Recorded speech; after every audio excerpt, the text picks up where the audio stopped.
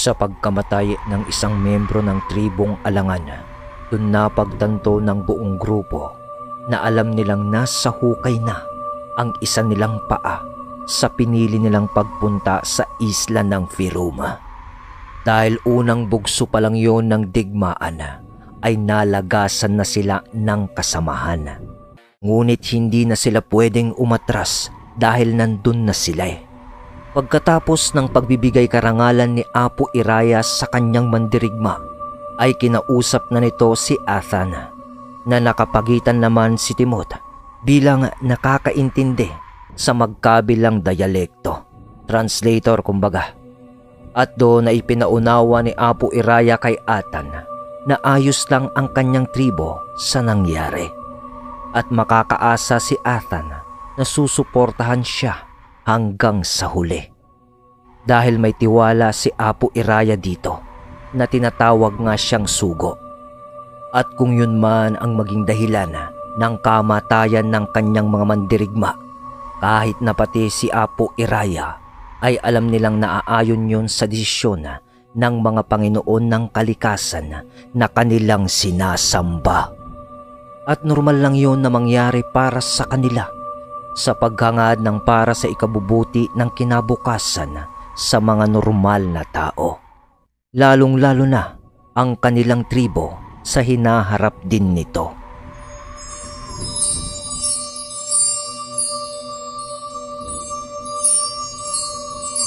Sa pagbabalik ng lunti ang lupa dahil sa mga damo at mga makulay na halaman at mga puno sa lugar ng mga duwende, itinabi na lamang nila Athan ang bangkay ng kasamahan nilang Alangan.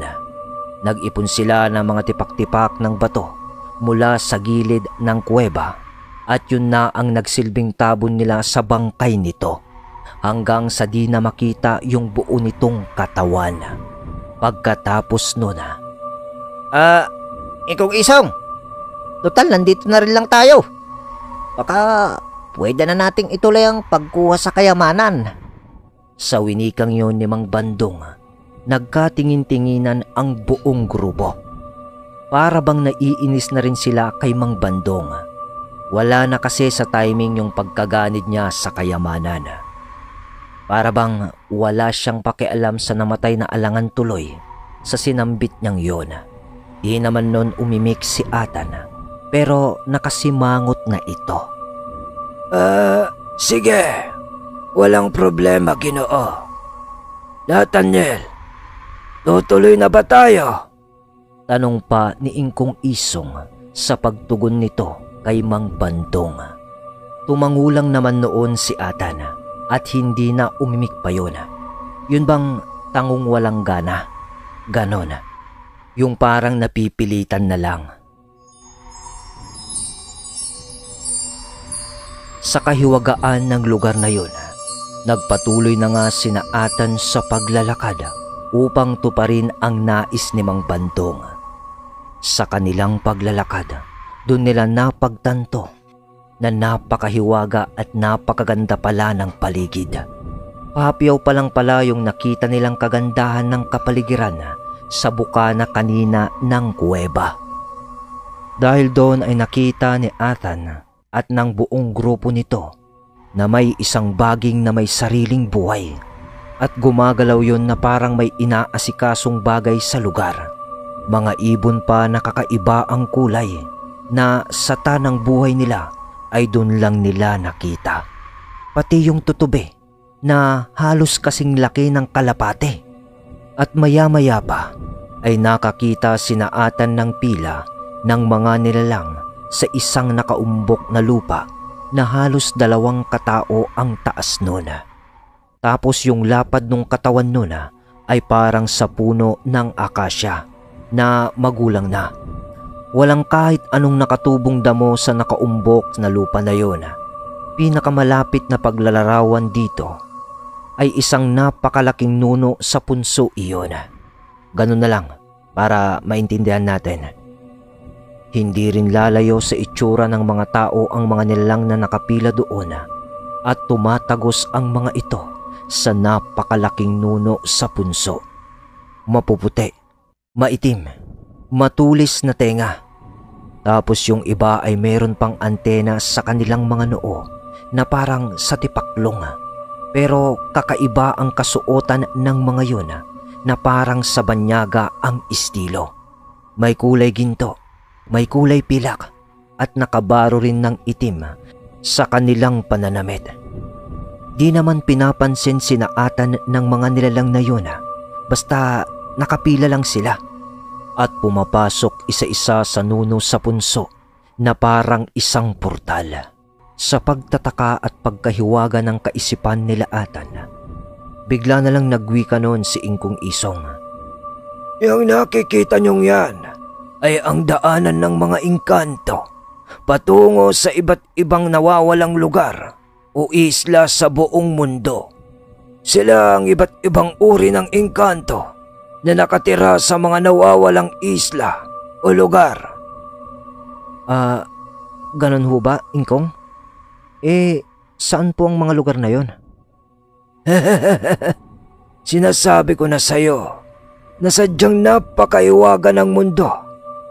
Tignan mo, kahit may karunungan ka na sa lihim na kaalaman, ay hindi mo pa alam ang mga lugar na yon. Salita ni Ingkong Isong habang patuloy pa rin sila sa paglalakad. Nag-usap noon ang dalawa.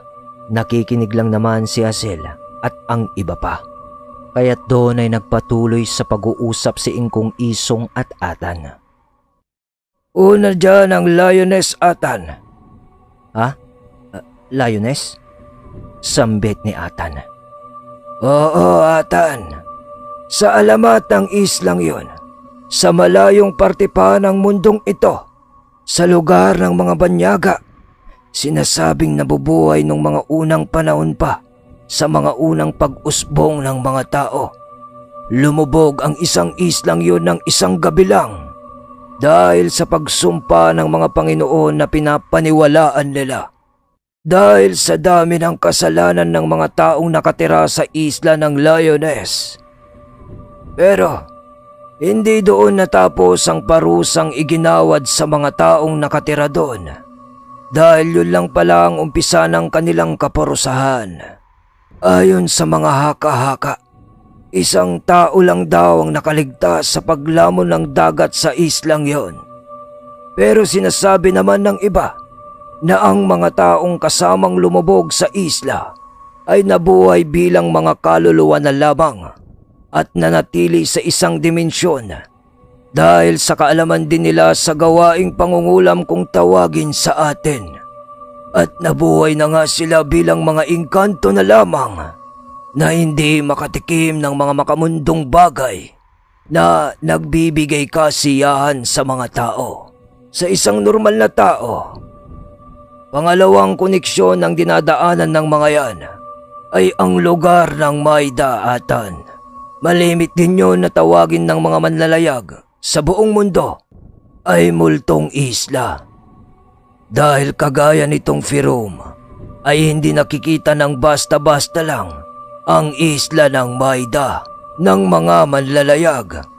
Sabi nila na delikado ang pagpunta sa islang yon dahil doon namamahay ang mga sari-saring nilalang na mga halimaw ng dagat at nandoon ang uri ng mga sirena at doon din nananahan sa kwento o ang nasa mitolohiyang dragon. Marami pang nakakonekta sa mga guho dito na portal. Pero di ko na maipapaliwanag pa ang iba, Atan. Ngunit ang masasabi ko lang ay konektado rin ang guhong yan sa isa ring mahiwagang lugar dito sa atin. At yun ay ang nawawalang syudad ng Biringan na tanging ang mga engkantong yan ang nakakaalam kung paano ang paglalakbay patungo doon. Biringan? Konektado palang lugar na yan dito? Bulong na sambit ni Atan sa kanyang sarili. Sa pag-uusap ni Atan at Ingkong Silang, di na nila namalayan na nalagpasan naman na nila noon ang malaking nuno sa punso na tinawag naman ni Ingkong Isong na guho.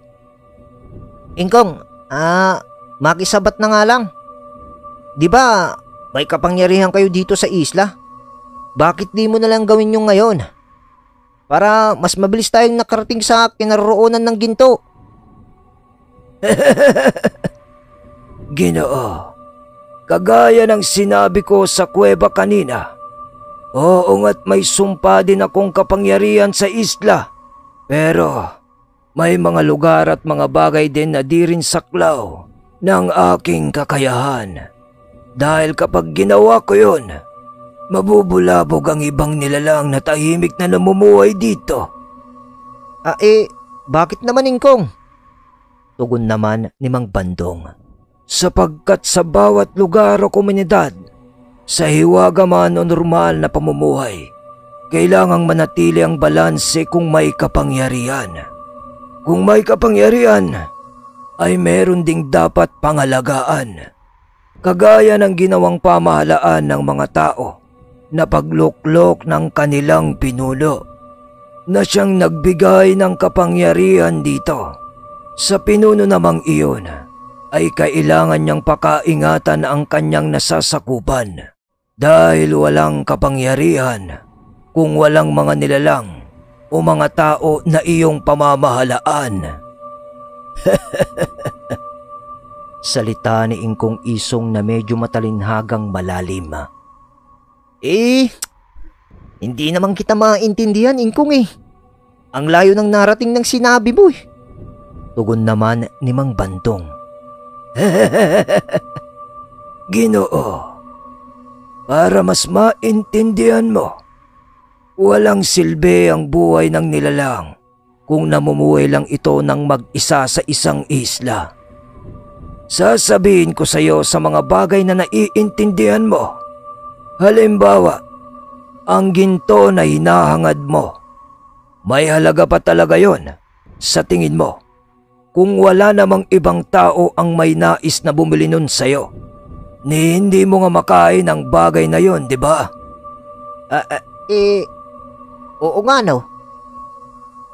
Ganon din sa salapi, na siyang pinanggagalingan ng kapangyarihan ng normal na tao para magawa ang mga bagay-bagay. At ang pangunahing gawain nito ay bilhin ang oras ng tao para sa kanyang serbisyo, kapalit lamang ng kakapiranggot na barya. At doon ay nagkakaroon na ng kapangyarihan ng isang tao na kontrolin ng iba o ang kapwa nito. Pansin mo, Ginoo, sa mga sinabi ko, kinikilala lang ang kapangyarihan dahil sa mga tao o mga nilalang na nakapalibot din sa iyo. Walang halaga yun kung wala sila. Kaya hindi rin pwedeng gamitin ng labis ang aking kakayahan sa isla na to. Dahil baka may mga madisgrasya din ako dito. Pagpapaliwanag na ni Ingkong Silang ng mahaba kay Mang Bandong para maintindihan nito. Napakamot na lang naman ang ulo nun si Mang Bandong dahil parang naguguluhan pa rin siya sa mga sinabi ni Ingkong Silang. Tsaka, Ginoo, di na natin kailangang gawin yon. Nandito na pala tayo. Ha? Sa pagkabigla ni Mang Bandong, tumambad sa kanilang harapan ang napakaraming nunos sa punso, para yung isang baryo na may mga nakaumbok na lupa. Pero kakaiba naman yung kulay ng lupa ng mga nunos sa punso na nandoon, dahil kulay itim yun. At sa kapaligiran nito ay puro putik-putik pa. Hindi rin normal ang laki ng mga nunos sa punso na yun, dahil halos kasing laki na ng mga to ang maliit na kubo. Imaginin mo na lang yung pinakamaliit na burol, ganon. Nang magwika si Ingkong Isong. Dito, Ginoo, ay hahayaan ko na kayong kunin ang nais mo. Dahil hindi ko nasaklaw ang pagkuha ng kayamanan na hinahangad mo. Paunang wika na ni Ingkong Isong. Tutulungan ko lang kayong makapasok sa tahanan nila at makalabas. Dagdag pa nito. Sige o. Atan, tutulungan mo naman ako, di ba? Segundo pa bago sumagot si Atan noon. Oo, tutulungan kita Mang Bandong dahil may isang salita ako. Pero hindi na natin kailangang idamay pa ang mga kasamaan natin. Timot, Mahal, at kayong lahat, dito na lamang kayo. Antayin nyo na lamang kami ni Mang Bandong dito. Dahil hindi natin alam ang peligrong nag-aabang sa atin sa lugar ng mga mangalyo. At ayaw ko nang malagasan pa tayo ng kasama dahil lang sa pagkuha ng kayamanan o ginto. Mag-iingat ka, Mahal. Atan, ingat ka. Wika ni Hazel at Timot. Maya-maya pa, sa utos at payo ni Ingkong Isong na pumagitna sila Atan at Mang Bandong sa 5 nuno sa punso na malapit sa kanila. Pero bago yon ay may inabot si Ingkong Isong na kapirasong tela kay Atan bago sila lumakad papunta doon. At sinabing punitin ni Atan ang telang yun pag nakuha na nila ang nais ni Mang Bandong. Sambitin muna niya ang 6 na salita na nakasulat doon para makalabas sila agad. At nung nakapagitna na sina Atan sa mga nuno, sa pagtama ng tungkod ni Ingkong Isong sa lupa, bigla na lang nalaglag sina Atan sa isang malaking butas. Atan! Atan! Sigaw ni Mang Bandong habang nalalaglag sila. Hanggang sa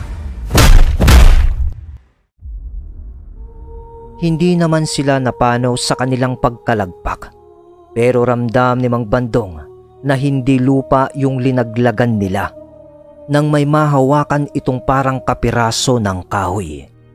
Pero may nakasilip din namang liwanag sa tuktok nila. Habang nag-a-adjust ng mata ng dalawa sa medyo madilim na lugar, nang itutok ni Mang Bandong ang kanyang nahawakan malapit sa kanyang mga mata. Atan! Puto ito ah! Puto ito ng tao! Wika ni Mang Bandong sa napasukan nilang butas ng kuweba sa ilalim ng lupa. Ha? Reaksyon ni Atan ng maiksi. At nang sipatin ng dalawa ang kabuuan ng pinaglaglagan nila, laking gimbal ng mga ito. Tambak yon ng mga buto ng tao at bungo. At sari-sari pang uri ng hayop. Takot na noon si Mang Bandong. Napaghalata ni Atan yon, kaya't sinabihan niya ito ng, Mang Bandong, huwag kang matakot. Tandaan mo, ikaw ang pumiling gawin ito. Oo nga, Atan. Sagot na lang ni Mang Bandong. Bumaba sina Atan noon sa tambak ng mga bungo at sinisipat-sipat nila ang buong paligid ng buong kuweba. Nang makakita si Mang Bandong ng bagay na kumikinang sa isang sulok noon. Atan! Atan! Ginto! Ginto! Tumakbo agad si Mang Bandong patungo sa bagay na kanyang nakita na may ginto raw. Kalmado lang naman noon si Atan na sumunod sa kanya. Nang makita nga ni Atan, may baul doon. Tapos sa baul na yon ay may mga barya-baryang nalilok sa ginto at sari-sari pang mga alahas na linilok din sa ginto. At may mga nakalagay doon na iba't ibang klase ng mamahaling bato. Meron pang diamante.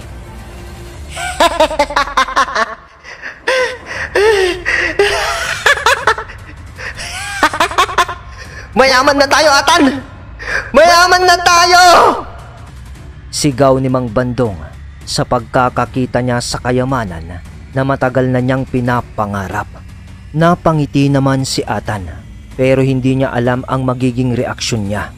Kaya't sinabihan niya na lang si Mang Bandong na, Mang Bandong, kunin mo na ang lahat ng kaya mong bitbitin at aalis na tayo dito. Nakakaramdam na ako ng kakaibang mangyayari sa paligid. Salita ni Atan. Naririnig na kasi ni Atan ang pagdagundong o pag-apak ng maraming paa na mukhang papalapit ng papalapit sa kanila. Ikwinintas ni Mang Bandong ang sari-saring alahas doon. Sabay bitbit niya ng baul at hirap na ito. Kaya tinulungan na siya ni Atan. Maya-maya pa ay bigla na lang natibag ang ibang bahagi ng kuweba. Sa mga sulok-sulok nito, tapos ay bigla na namang tumahimik. Hinuhugot na noon ni Atan ng isa niyang kamay sa kanyang bulsa ang tela na inabot sa kanya ni Ingkong Isong upang punitin na, at nakahawak naman yung isang kamay niya sa baul. Nang biglang may mga lumabas na mga nilalang sa mga lumantad na butas sa sulok-sulok ng papabilog na kuweba, at mga mangalyo iyon.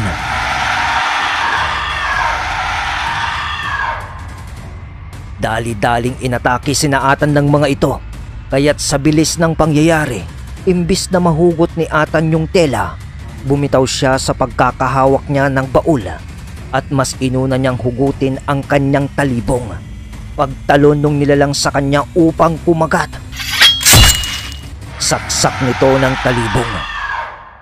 Ngunit napakaraming mga alyo na ang lumalabas sa mga butas, para nang lalanggamin sina Atan ng maliliit na aswang ng sandaling iyon. Kaya't walang ibang paraan kundi makaalis na kaagad sila doon. Kaya't habang nagwawasiwas si Atan ng kanyang talibong ng isa niyang kamay, hinugot na nito ng tuluyan sa kanyang bulsa ang tela. Samantalang si Mang Bandong noon ay hawak pa rin ang baul at nakakwintas pa rin ang mga alahas sa kanya, at sumisipa-sipa lang ito sa pagtatanggol sa kanyang sarili. Lumayas kayo! Lumayas kayo, mga uripon ng demonyo! Sigaw ni Mang Bandong nang sa hindi naman pagtingin ni Atan sa nahugot niyang maliit na tela nang may tumalon sa kanya na isang mangalyo. Kumagat iyon sa kanyang braso, dahilan upang nalaglag niya pa yung tela. Agad na dinakma ni Atan yung nilalang na mangalyo na kumapit sa kanya at ibinalibag na lang ito. Sabay yuko agad ni Atan dahil hahanapin pa niya yung tela, kasi yun ang mabilisang paraan para makaalis sila doon.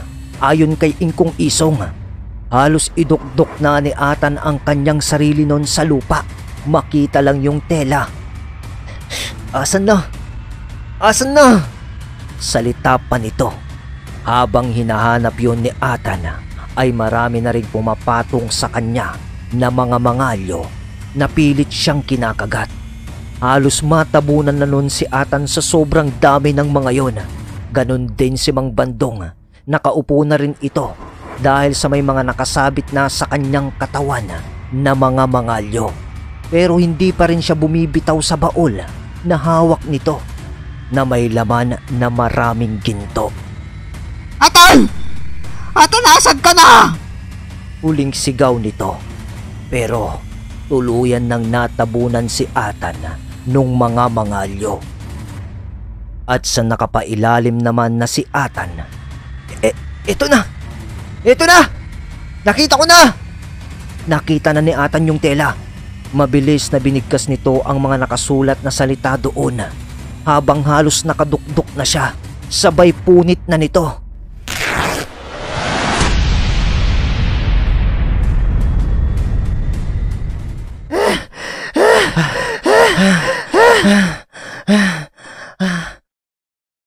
Hingal ng dalawa.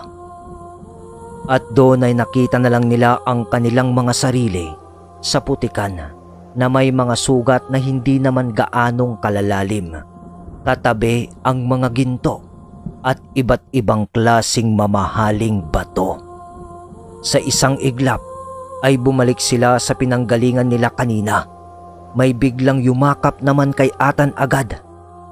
At si Hazel iyon. Si Mang Bandong naman ay yakap na noon ang baul at panay ang pagtipon pa niya ng mga nakakalat na ginto sa tabi nila ni Atan. Sa makatuwid, nakakuha nga sila ng kayamanan ni Atan. Labis-labis na kasiyahan nun ang nasa mukha ni Mang Bandong. Pagkatapos ng pangyayaring yun, ay wala na silang inaksayang oras pa at lumabas na sila sa lugar ng mga duwende. At paglabas nila sa kuwebang kanilang pinasukan kanina, Paano? Napag-usapan nyo naman na kung ano ang gagawin. Tara na.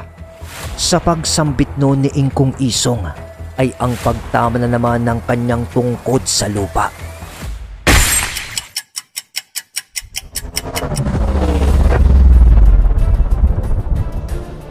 Doon ay gumalaw na naman ang buong kapaligiran na parang umaabante yun ng oras ng napakabilis hanggang sa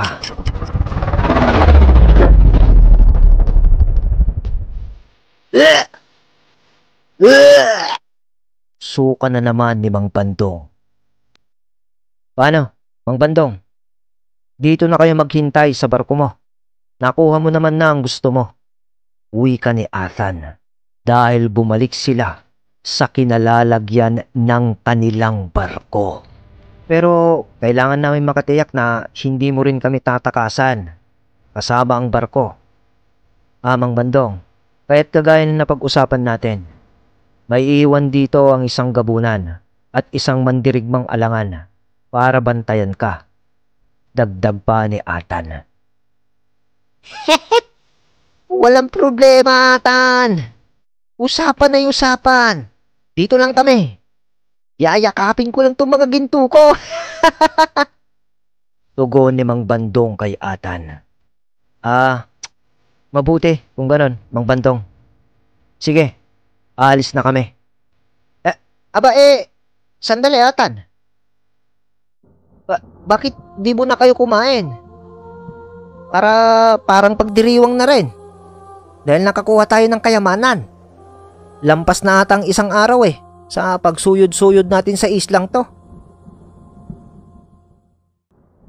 May mga natitira pa namang baon dyan sa muntikong barko.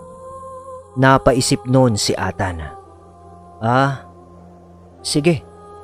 Tugon niya. Doon ay kumain muna nga sina Athan. At habang kumakain sila, ay inakyat na rin ni Mang Bandong ang kanyang nakuhang ginto. At sa mahigit na isang oras na kanilang pamamahinga sa barko, bumaba na ang 5 mandirigmang alangan, ang 2 gabunan, kasama si Timot, si Apo Iraya, Hazel at Athan. Si Ingkong Isong naman kasi ay dun lang sa dalampasigan na umupo na hinintay sila. Paano, Nathaniel? Gagawin na ba natin? Tanong ni Ingkong Isong kay Athan. Ingkong, Tatang, sa lugar tayo sa kung sino man ang may hawak ng 13 talim. Muling itinaas ni Ingkong Silang ang kanyang baston. Sabay,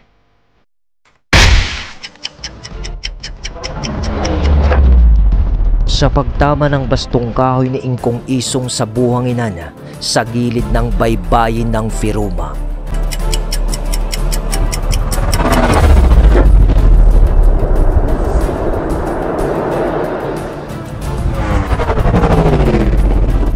Agad na umabante ang oras at sumulong ang panahon ng napakabilis na parang ang buong isla ng Firuma ang kumilos upang marating ng grupo nila Athan ang taong may hawak ng 13 talim ng balaraw.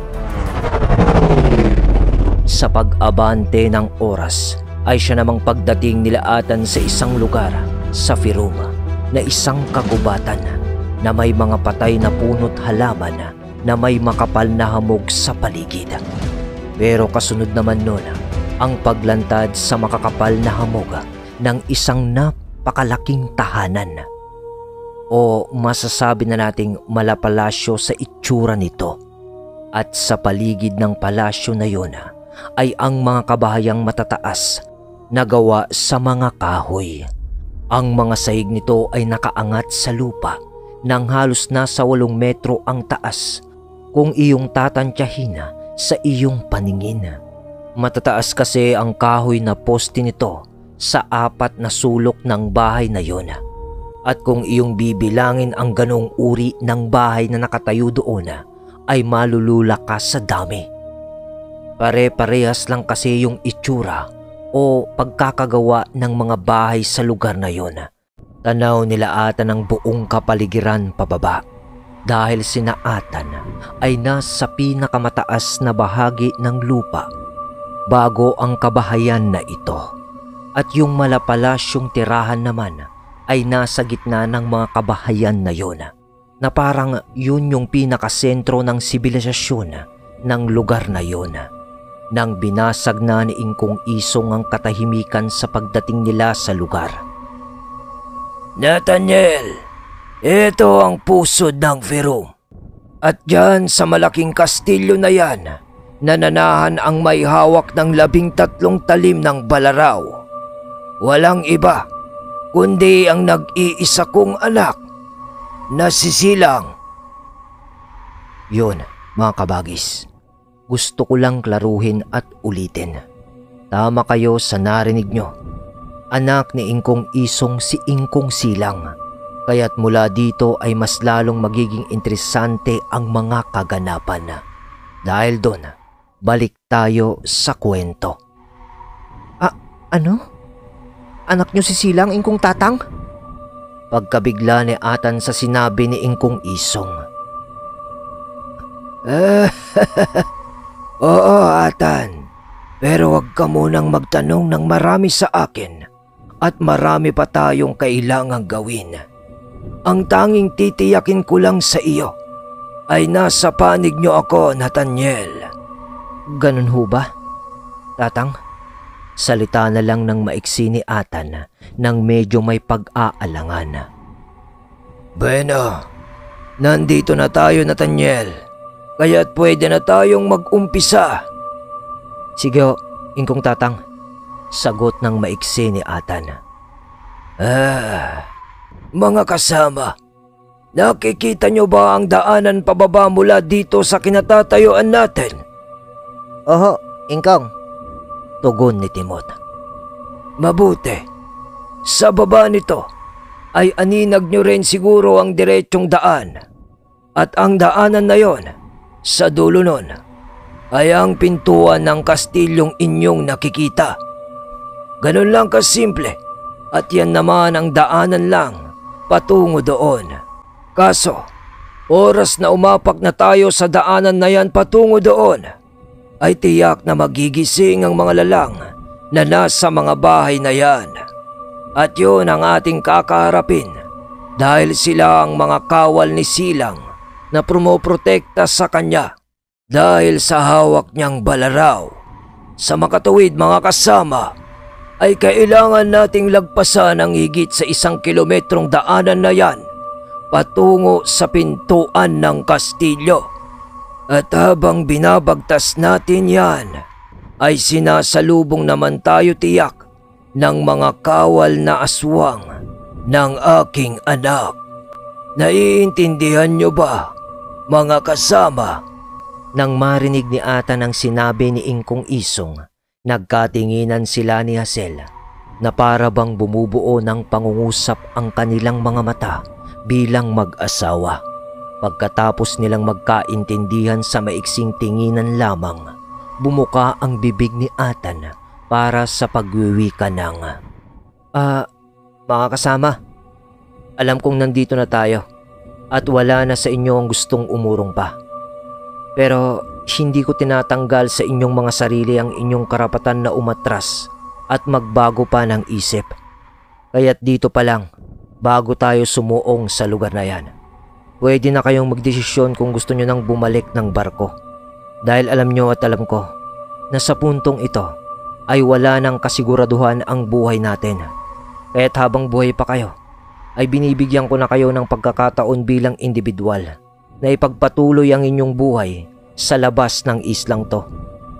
Sa inyo, tribo ng Alangan, at sa iyo, Timot, kasama ng mga kapwa mong makalumang gabunan, ay maaari pang mamuhay na hindi sumasabak sa digmaang ito.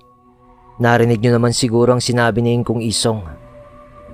Nanahimik ang lahat sa maiksing pabatid ni Atan ng talumpati, na nangangahulugan na ayaw na niyang isubo ang mga kasama nito sa peligrong ipinabatid naman sa kanya ni Ingkong Isong.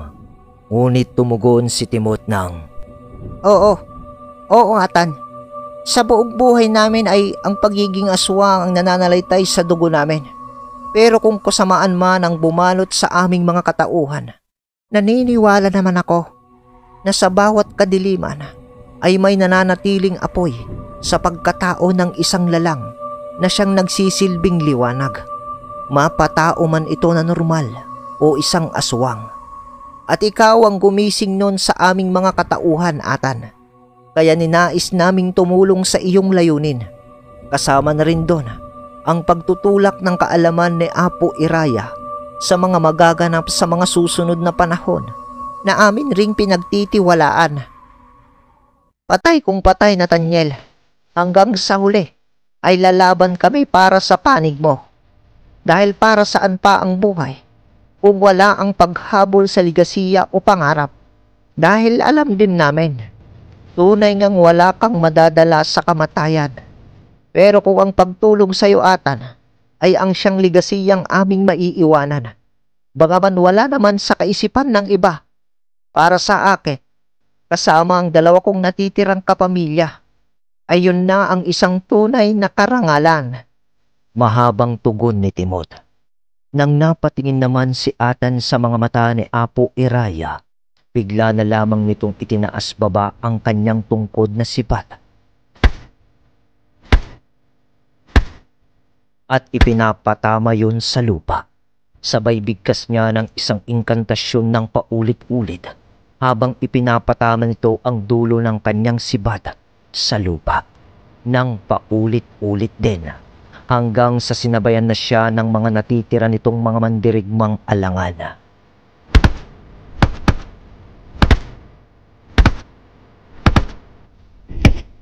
At nung tinanong ni Atan kay Timot ang isang inkantasyon na binabanggit ng mga alangan, habang pinagsasabay-sabay ang mga dulo ng kanilang sibat na ipinapatama sa lupa, ang ibig sabihin pala nun, ayon kay Timot, na pahiwatig nila kay Atan ay laban hanggang kamatayan na nangangahulugan na walang uurong sa digmaan ni kahit isa sa kanila. Kasama ni Hazel, Iraya, Ingkong Isong, Timot at ang iba pa ay liningon ng sabay-sabay ang daan patungo sa kastilyo na kanilang tatahakin. Kung ganon, tara na, kudyat ni Atan. Sabay-sabay na sila noong bumaba mula sa kanilang kinatatayuan upang suungin ang daan patungo sa kastilyo. Ilang minuto lang ang lumipas ay narating na nila Atan ang patad na lupa kung saan nandun ang diretsyong daan at sa palibot nun nakatirik ang malawak na kabahayan ng mga aswang. Handa ni Atan at Hazel ng kanilang mga talibong bago umapak sa daanang iyon. Sa unang hakbang naman ni Timot, pansin niyang parang napakalambot ng lupa at lumubog ng konting-konti lang ang mga paa nito sa lupang iyon na kanilang ang daraanan. At nang tignan yun ni Timot, abo ang nakapaibabaw sa lupang iyon. Nang mapansin ni Ingkong Isong si Timot na medyo may pagtataka sa mukha niya. Abo yan ng mga nilalang na nagtangkang pumasok sa kastilyo. Pangunahin dyan ang mga tao na nauna sa inyo. Dati pa na nangangarap na makuha rin ang 13 talim. At hindi lang mga tao, pati ang mga aswang din na may kagustuhan na matanga ng talim. Ngunit lahat sila ay nabigo dahil din sa kapangyarihan ng Balarao at ng mayawak nito. Ang ibig niyong sabihin, Ingkong Tatang, ang diretsyong daanan na to ay... Oo, Nathaniel. Oo, ang daanan na ito ay nangangahulugan ng libingan ng mga nais na makuha ang 13 talim. Agad na tugon ni Ingkong Isong sa hindi pa natatapos na pagtatanong ni Atan. Napalunok na lang ng laway nun ang isang kasama ni Timot na gabunan dahil sa narinig niya. At pagsipat niya sa diretsyong daanan ay mahigit 1 kilometro nga iyon kung tatantyahin mo yung layo mula sa pintuan ng kastilyo. Ibig sabihin, kung iisipin mong mabuti, mahigit 1 kilometro din yun ng mga bangkay o abo ng mga sari-saring nilalang na nangahas na kunin ang balaraw sa iba't ibang tao o lalang na nagtangan nito sa mahabang panahon. Nang biglang mapuwing si Hazel sa pag-alimpuyo ng hangin, doon ay lalong nagimbal din ito sa kanyang napag-alaman. Dahil ang mga hamog pala na inaakala nila ay hindi purong hamog, kundi may mga kasama din itong naglili parang mga pinong-pinong abo sa ere. Lumilipad yun sa lugar sa dami nun. Ganun pa man ay nagpatuloy na ang grupo nila Atan sa kanilang paglalakad sa daanang yun. Maya-maya pa, habang tahimik silang naglalakad at nakikiramdam sa mga nakapalibot naman na bahay, nakakarinig na sila noon ng sari-saring pag-angil sa paligid. Tapos, sa bawat bahay na matataas na yun, na tahimik kanina nung una nilang nakita, ngayon ay para nang may mga animal na kumakalabog sa loob nun at may mga kumikilos na nilalang sa bawat loob ng bawat isa doon. Hanggang sa bigla-biglaan na lang pagbukas ng sunod-sunod ng mga pintuan ng mga yun. Pero wala namang lumalabas. Napapatigil na noon sina Timot at nagaangil dahil naaamoy nila ang ibang lahi ng aswang sa paligid. Timot, hayaan mong silang lumapit. Magpatuloy lang tayo sa paglalakad. Salita ni Atan.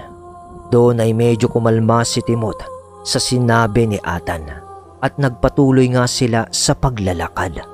Sa pag-aagaw naman ng dilim at liwanag sa lugar, nang bigla na lang tumakip ang mga maiitim na ulap sa malawak na parting yun ng palasyo. Dahilan naman upang mas lalong dumilim pa ang paligid. Pero may nananatili pa rin namang liwanag doon. Konti. Alam na nila Atan na sa pagkakataong yun ay nag-aamba ng umatake ang mga nilalang na galing sa mga kabahayan at nasa palibot na sila. Paglilingunin mo kasi ang mga gilid-gilid mo pag naglalakad ka doon, ay makakakita ka na ng mga mata na gumuguhit sa dilim dahil sa parang sabaga ang kulay noon kung sisipatin mo ng maigi. Mabilis na kumikilos ang mga yun na parang aburido sa pagdating nila Atan. Kaya nga, pagdating nila Atan sa gitna ng daanan na yun, ibig sabihin, nakalahati na nila ang mahigit na 1 kilometrong lakarin.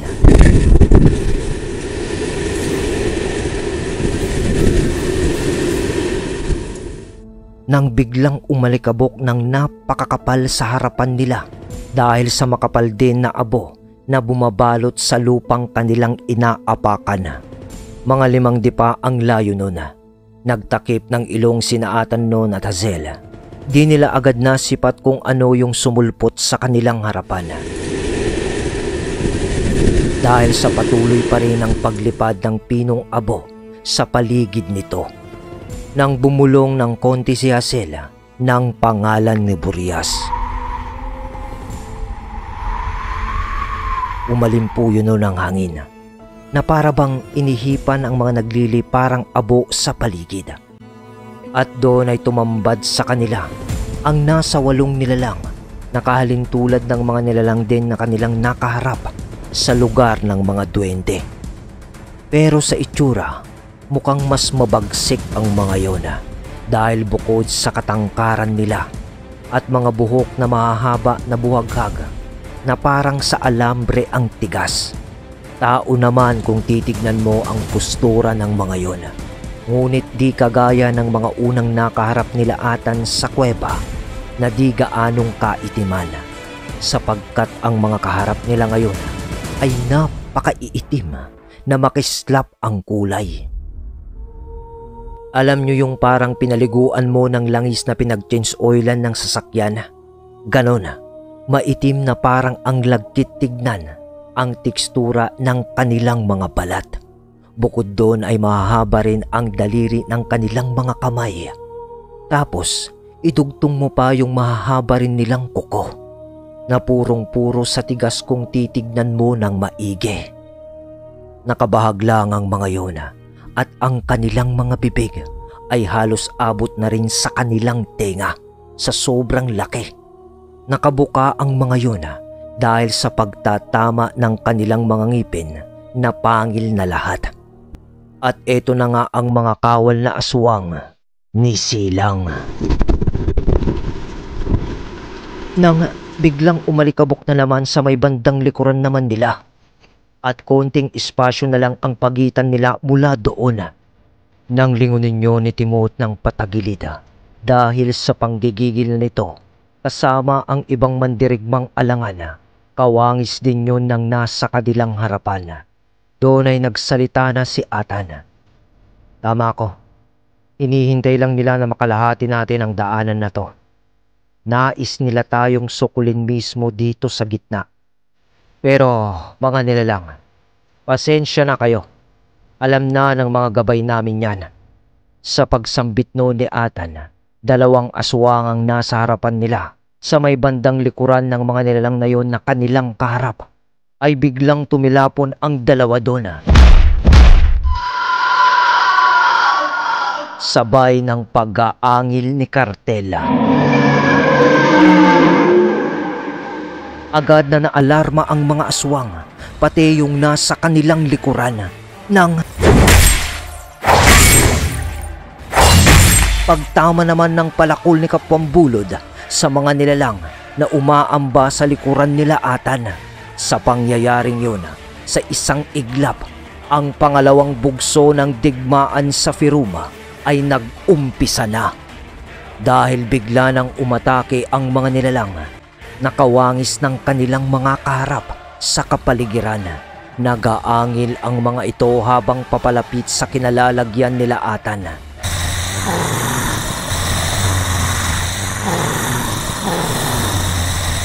Na nanggagaling sa iba't ibang direksyon. Pagtalima naman ni Atan at Azela sa kanilang mga gabay sa agaran nilang pag-atake sa kanilang harapan, agad na pumalibot naman ang mga mandirigmang alangan kasama sina Timot, Apo Iraya at Ingkong Silang sa kanilang kinalalagyan na nakaharap sa mga parating na aswang. Pagsalpok ng mga nilalang sa kanila, tulis ng sibat, baston ni Ingkong Isong, kuko ng 2 makalumang gabunan ang siyang sumalubong sa kawal ni Silang. Sa bilis ng pangyayari, umaatikabong bakbakan ang naganap sa gitna ng daan.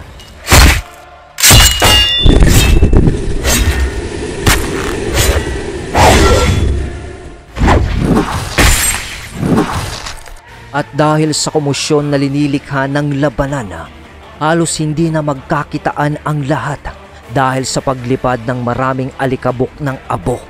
Halos balutin ang parting yun ng lugar ng mga nagliliparang abong pino at ang tunog na maririnig mo, pagtama ng kalbot, pagsaksak ng patalim o sibat. Magkakalapit lang noon ang buong grupo ni Atan habang nakikipaglaban, pero hindi na nila masipat ang isa't isa sa kapal ng alikabok na bumabalot sa kalagitnaan ng labanan.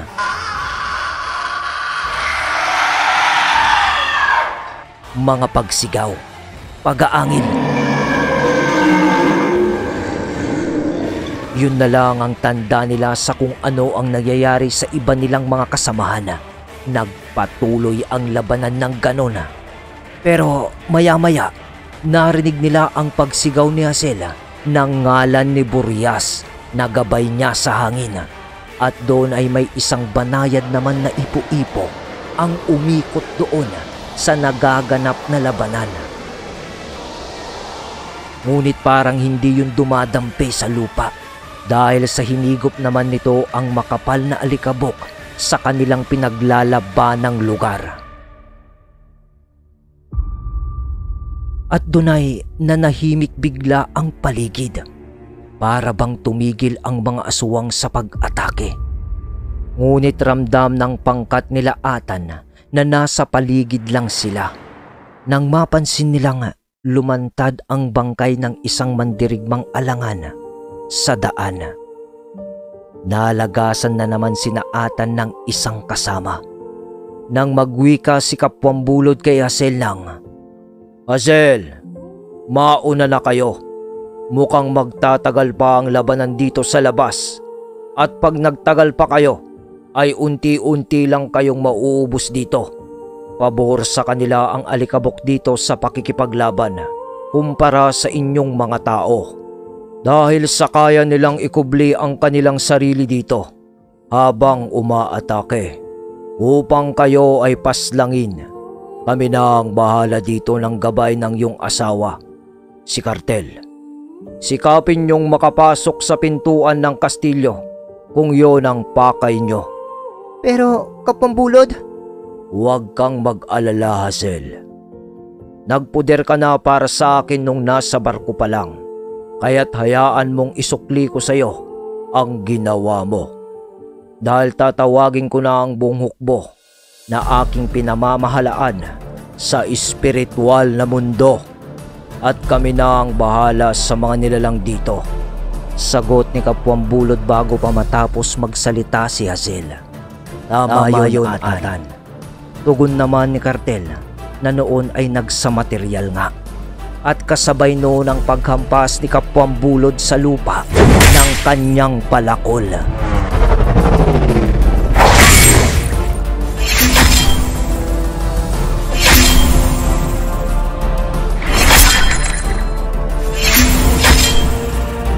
Pagkatapos noon ay ang paglitaw naman ng mga nilalang sa kanyang halili, nakawangis din niya. Sa pagbaba ng hukbo ni Kapwambulod na nasa higit na raan ang bilang, ay ang siya namang pag-uwika niya kay Hazel. "Madali ka, Hazel. Aalalayan namin kayo hanggang maabot niyo ang trangkahan ng kastilyong yan. Hindi namin kayo pababayaan hanggang sa marating nyo iyon. Hanggat nandito pa kami." Wala nang sabi-sabi pa, ay kumilos ang grupo ni Atan. Pagkatapos lumuhod naman ni Apo Iraya sa namatay niyang mandirigma ulit. Mabilis din itong tumayo at naghanda ang lahat para tumakbo patungo sa trangkahan ng palasyo ni Silang. Sigundong pakiramdaman yun sa pag-uumpisa ni Atan ng paghakbang papatakbo. "Mahal, tara na." Tumakbo naman si Hazel, ang dalawang gabunan, kasama ang dalawang matanda na si Apo Iraya at Ingkong Isong, kasabay ng mga natitira pang mga mandirigmang alangan ng mabilis.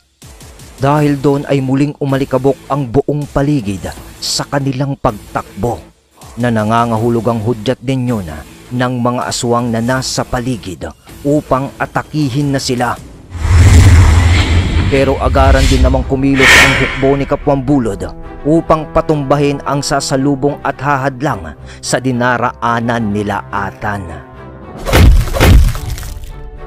Pagtaob ng mga aswang na nagnanais na pigilan sina Atan, at ang may gawa ng mga pag-ataking yun ay ang mga engkantong tinawag ni Kapwambulod. Ang iba ay nakikipaglaban na sa ibang bahagi pa ng lugar na iyon, kasama ni Kapwambulod at ni Kartel.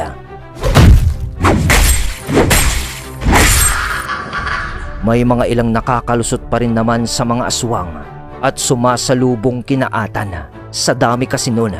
Pero palo ng baston ni Ingkong Isong, tarak ng sibat ng tribo ng alangan, pag-unday ng kuko ng mga gabunan,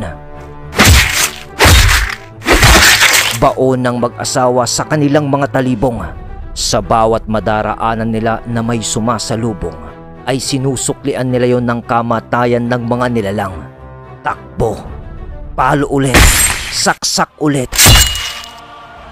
Walang sino man ang makakapigil sa inyo sa pagkuha ko kay Talim. Ah! Mga wika ni Atan ng pagsigaw habang tinatabas ng kanyang talibong ang sino mang humarang sa kanilang mag-asawa.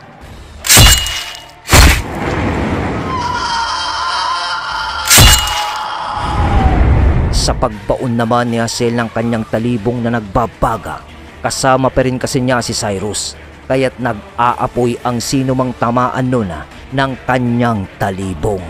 Sa mabilisang kaganapan na yun, sa ibang parte naman kung saan iniwan nila Hazel si Cartel at kapwang bulod,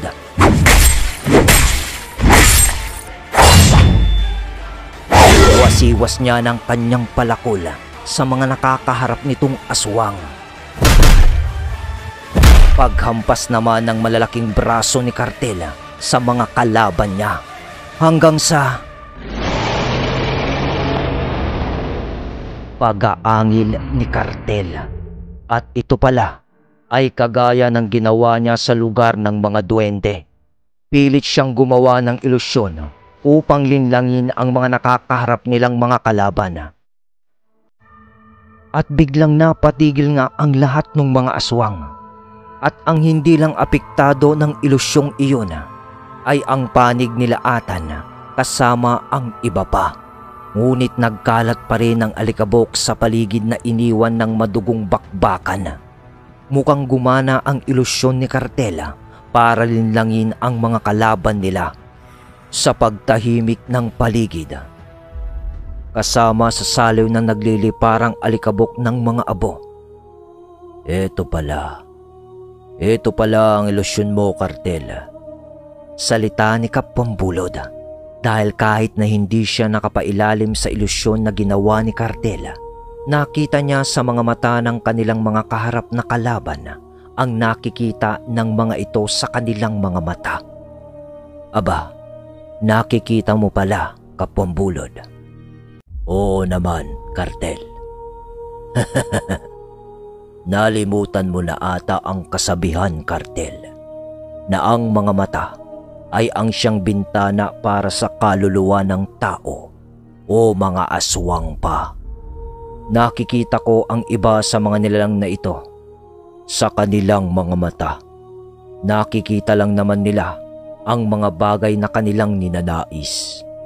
Kaya pala, napapatigil sila dahil sa ang mga bagay na labis nilang inaasam o tumutukso ay nagpapakita sa kanila bilang ilusyon. Mahusay na kapangyarihan, Cartel. At sasabihin ko sa iyo, Cartel, alam mo ba ang karamihan sa mga ito, sa nakikita ko, ay naghahangad din lang pala na maging hari sa lugar na ito. Salita ni Kapwang Bulod. Di paano? Tapusin na natin sila habang nananaginip pa lang sila sa pinapanaginip nila. Ang lalim mo namang magsalita, Cartel.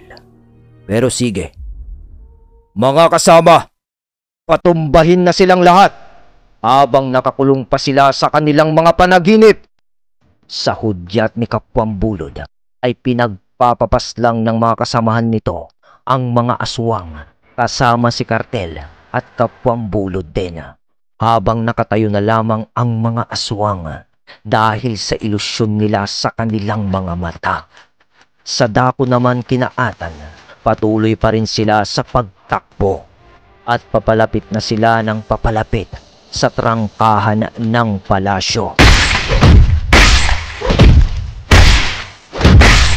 At mga ilang sandali pa ang lumipas, halos maubos na noon ang sandataan ni Silang sa palibot ng palasyo dahil sa ginawa ng gabay ni Hazel at Atan. Habang nagaganap iyon, umusal naman na noon si Ingkong Isong sa kanyang baston upang buksan ang pinto ang kanilang mararating sa puntong iyon. At pagdating nga ng grupo nila Atan doon, Atan, makinig ka. Maaaring makapangyarihan nga ang balaraw dito sa isla. Pero pabor pa rin sa'yo na ako'y iyong kapanig. Dahil ang anumang pintuang lalabasan o papasukan sa isla na to ay ako ang susi. Sa salitang yun ni Ingkong Isong, sabay hampas nito ng kanyang palakol sa trangkahan ng kastilyo.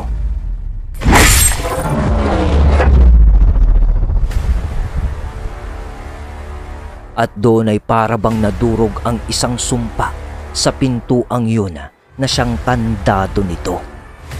Maaari mo nang buksan ito, Nathaniel. Bigkas ni Ingkong Isong kay Atan. Sa pagdampi ng mga palad ni Atan sa pintuan ng palasyo upang itulak ito,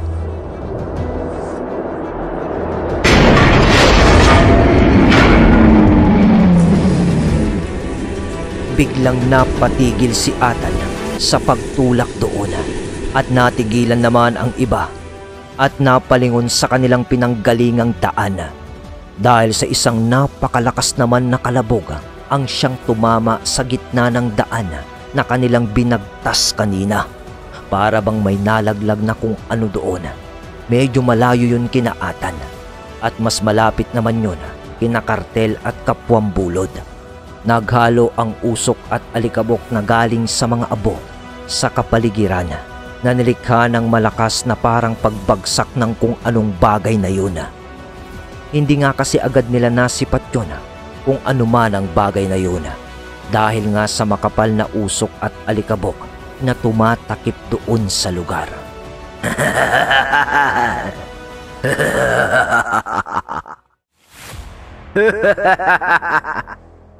Isang tawang nakakakilabot ang nag-eko sa buong paligid. Magaling, Nathaniel. Darating nyo na ang lugar ng aking baluarte at kaharian ng buhay. Sa pagwiwika ng isang boses na kahit malayo ay parang nakatutok sa tenga mo ang tinig nito. At habang nagsasalita ang tinig na yon ay ang unti-unti namang paglantad ng isang nilalang na naglalakad ng marahan papalapit kina Atan na nooy nasa labas naman ng trangkahan ng palasyo. Sungay. 2 sungay ang una nilang naaninag. Tapos ay may nakataling parang isang kwintas na may nakasabit na mutya sa braso nun na nasa 7 talampakan ang laki ng nilalang na yun at matipuno rin ang pangangatawan. At nang tumigil sa paglalakad ang nilalang na yun, paglantad nito sa makapal na abot usok, umabanti naman ng bigla si Ingkong Isong nang walang sali-salita pang nanggagaling sa kanyang bibig. Pero ilang hakbang lang ang ginawa nitong pag-abante. Sabay wika na nito na nga, Silang! Ikaw na ba yan, anak? Kumusta ka na? Ako nga, Ama. Nadalaw ka sa aking kaharian at nagsama ka pa ng mga bubwit dito. Tignan mo nga ang sarili mo, anak. Linamon ka na ng kadiliman dahil sa mga baluktot mong adhikain sa buhay. Tumahimik ka na, Ama. Hindi baluktot ang adhikain ko, kundi kapangyarihan ito ng pagmamahal ng sukdulan. Muling humakbang noon si Ingkong Isong sa winika ni Silang at nagwika ulit ito ng, Tignan mo nga ang sarili mo, anak. Kailan ka ba muling humarap sa salamin ng buhay? Sa itsura mo ay isa ka ng ganap na dyablo dahil sa mga pinaggagawa mo. Wika ni Ingkong Isong sa anak.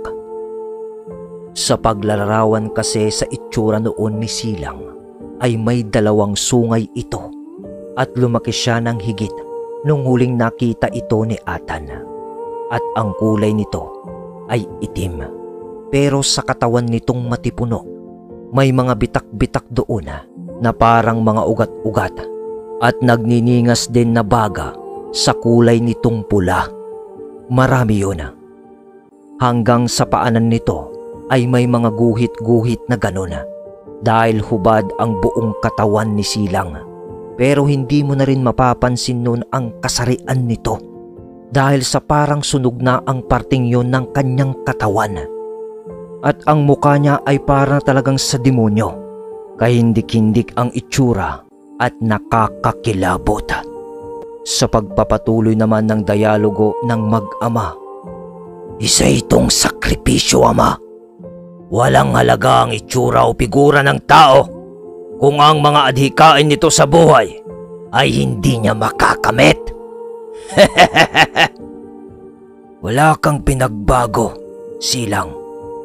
Baluktot ang mga prinsipyo mo sa buhay. Hindi sakripisyo ang tawag dyan, kundi pagkagahaman sa kapangyarihan. Tignan mo ang ginawa mo sa amin ng iyong ina. Pinatay mo kami at binuhay bilang mga aswang noon dahil sa makasarili mong hangarin ng tinatawag mong pagmamahal.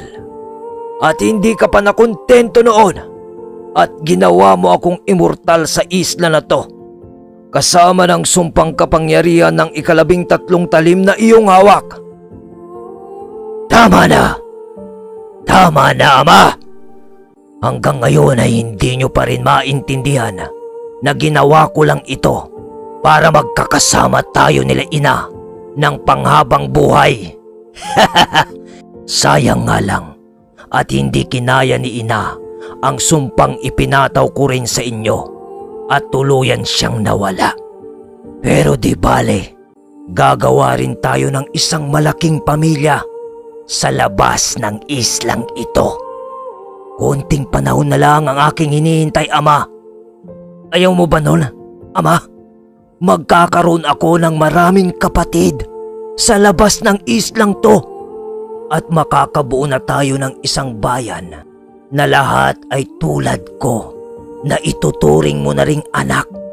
Kukuha tayo sa mga normal na tao at doon na rin tayo maninirahan upang hindi na tayo nagkukuble sa islang ito. Hindi ba masaya yun, Ama? Sa mga sinabing yun ni Silang ay nakikinig lang ang lahat, pati yung mag-asawa. Nang tumugon ulit si Ingkong Isong. Wala ka na sa katinuan noon pa, Silang. Mula nung naging aswang ka, idinamay mo pa kami ng iyong ina. Hinayaan mo na lang sana kami ng iyong ina noon na namatay bilang mga tao. At mas naging masaya pa ako sa aking pagkamatay kaysa sa mabuhay ng mahabang panahon na tangan-tangan ang sama ng loob sa'yo. Anak, para ka na ring lumikha ng sarili kong impyerno sa ginawa mo. Sentimentong pangungusap ni Ingkong Isong. Ingkong, Tatang, mawalang galang na pero sa tingin ko, wala na ring patutunguhan kung kakausapin nyo pa si Silang. Sa ginawa niyang pagtatraidor sa akin, ipinakita na niya ang tunay niyang kulay. Dahil sa mga adhikain niya pala na narinig ko lang ngayon sa inyong pag-uusap, Ingkong Tatang. Mahirap nang baguhin ng nilalang na katulad niya dahil nakapaloob na sa kanyang katauhan ang kasamaan.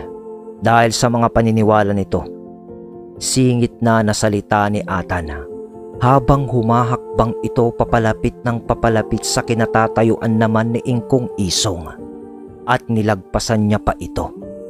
Mula doon, nakatingin lang naman si Hazel sa asawa niya. Ngunit sinusundan niya ito sa paglalakad sa kaliwang bahagi ni Atan. Nakisabay si Hazel kay Atan na naglalakad papaharap dahil alam niyang may plano ang kanyang asawa. Silang! Akin na ang balaraw ko at hahayaan na lamang kita na mamuhay dito at tanggalin mo na ang pangarap mong makagawa ng sibilisasyon na mga kagaya mong nilalang sa labas ng islang to. Dahil walang saysayang mga gusto mong mangyari. Kakainin lang kayo ng pagiging moderno ng panahon sa pagsulong nito. Kaibigan, pasensya ka na. Pero hindi kita mapagbibigyan sa gusto mo. Tugon ni Silang. Kung ganon, tapos na ang usapan. Sa huling sambit ni Atan ng salitang yun, sabay silang bumato ng kanyang asawa ng Tigalpo. Patama kay Silang na kanina pa pala nila inihahanda habang nag-uusap ang mag-ama. Nanginig ang braso ni Hazael at Atan sa binitiwan nilang yun, kaya tiyak na purong tumama yon sa katawan ni Silang. Kordon ni kamatayan at oxkidlat ang binitiwan ng mag-asawa. Napalhod naman si Silang sa pagbalot ng makapangyarihang Tigalpo na binitawan ng mag-asawa. Hiyaw ni Silang. Muling bunot naman ng mag-asawa sa kanilang mga patalim. Sabay takbo papasugod na kay Silang. Sa bilis ng pagkilos ni Hazael at Atan, napatulala pa ang iba nilang kasama. Pilit namang kumakawala nun si Silang sa kombinasyong Tigalpo na binigay nung dalawa. Dahil sa papalapit na nga sina Atan at Hazael. At alam niyang iisa lang ang pakay ng mag-asawa pag nalapitan siya. At yun ay ang tagpasin na ang kanyang ulo. Nang hindi makawala si Silang sa Tigalpo, kahit na hirap ang kanyang katawan sa pagkakaparelasan nito, pilit niyang iniangat ang balaraw na hawak niya habang nag-uutib ito ng salita na parang demonyo na sa pagbulong-bulong. Pag-angat niya nun, sinugat niya ang kanyang hita gamit ang talim ng balaraw. Doon ay bigla itong nakawala sa Tigalpo ng mag-asawa. Pero pagbangon niya, biglang sulpot naman na pag-atake ni Kapwambulod sa kanyang tagiliran. Ngunit nasalag niya ang palakol na kahoy ni Kapwambulod ng kanyang hawak na balaraw. Pero isang malakas naman na pagsapak sa katawan nito na pinakawalan naman ni Kartel. Magkasama sila ni Kapwambulod at doon ay napaatras si Silang at sa paghihiwalay ng talim ng balaraw sa palakol na kahoy naman ni Kapwambulod, agad na bumuelo na naman si Kapwambulod ng kanyang palakol upang dukutin ang kaluluwa nitong si Silang sa katawan ng diablong yon na nangangahulugan ng kamatayan niya. Ngunit agad na nakaatras pa ng bahagya si Silang. Muntik na yon, konting pulgada na lang ng talim ng palakol ni Kapwambulod sa dibdib nito. Hindi tumama ang palakol ni Kapwambulod, pero nandyan na naman si Kartel. Tinamaan ni Kartel ang dibdib ni Silang. Parang nababayurin ang katawan nun ni Silang dahil sa halos magkasing laki lang sila ni Kartel na nasa material na kaanyuan bilang isang gorilya. Sa pagkakataong yon ay tumalsik si Silang dahil sa napuruhan na ni Kartel yon. Sa pinagtalsikan naman ni Silang, agad na bumangon ito na parang hindi rin masyadong naaapektuhan sa ginagawang pag-atake ng dalawang gabay. Pero paglingon niya sa kanyang paligid, ang hukbo ni Kapwambulod ay papasugod na rin lahat sa kanya. Pero bago yun, pagwasiwas ni Hazael ng kanyang talibong dahil ang mag-asawa ay narating na rin pala siya sa puntong iyon. Pero nailagan pa rin yon ni Silang. Ngunit putol ang kaliwang braso ni Silang sa unang atake ni Atan ng pagtaga. Di niya na yun nakita. Pero hindi naman yun naging dahilan para mabahala si Silang. Agaran itong lumundag papalayo sa mag-asawa. At doon ay aatake na naman si Kartel at Kapwambulod sa kanya. Agad na lumuhod naman si Silang. Sabay buwelo niya ng kanyang balaraw na pagtarak sa lupa. Sabay naman nun ang buwelo ng sapak ni Kartel. At wasiwas naman ni Kapwambulod ng palakol niya sa pagbuwelo upang patamaan si Silang. Humakbang naman ng mabilisang mag-asawa upang makalapit pa kay Silang at maiunday ang kanilang patalim. Pero naunang naitarak ni Silang ang balaraw sa lupa.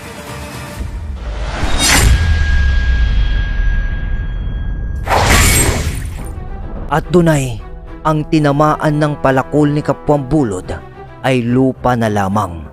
Hindi na rin naituloy ni Kartel ang pagsapak nito dahil bigla nang naglaho si Silang.